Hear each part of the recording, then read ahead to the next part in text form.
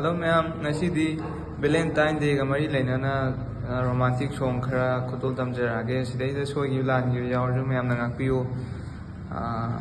aduga ai gi channel je ngasi na han bu thengna bu ibiraga di like amadi share subscribe tawbiramo na haijari ma'am isai haujarage ma'am pun taminarse soi gi lan bi yawarju ai ngakpiyo Aigi mitlu pirang sina hairiye nang bunong si kainarasi hai vigano nang bukawa ngamloy ha ha ha Aigi mitlu pirang sinarera Mani shubi says di hai ki dikhal laga do pangam do mi jing de dedicate tau jage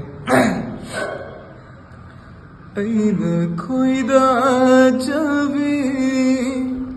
nung sibi fanglaruidra Aina pakhat chaido ngaiduna ta aina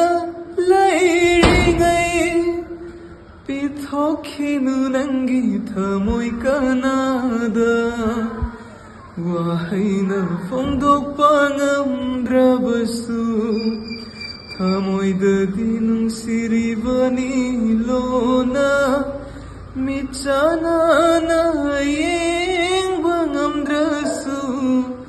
Ying jaribani lona Ma'am sumain to we aur gadi share to biramo lona yengba lona keno to we aur gadi aduga aigi love song da aroi bi saijina mami gilai migi mati amakhak tawraga love song loisalage se song amsa ga to loisalage Aigi mami lairembi mami lairembi ninangse manglagi suigi lairembi taibangi suigi nungsivi Pai last che song mate ma tawraga dum lo challage ado mutaminar se aroi bagi che song do pen thok patam li bathamo yasina mai chak simadi kauru sungam dare hau kraba matangi Tangka kayana pirar chaina thamoinunda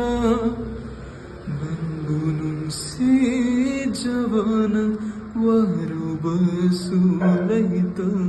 laihobani Aigitam lamdravi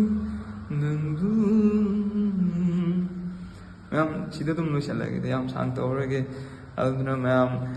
mathang dadi track gumba adugumbo in tawraga tawjarage ngasi gidi matang de kidang khoyong nagre aduna warau biroi matang kha to lo shalage ina soi gi plan gi arju ma'am adu ngakpiro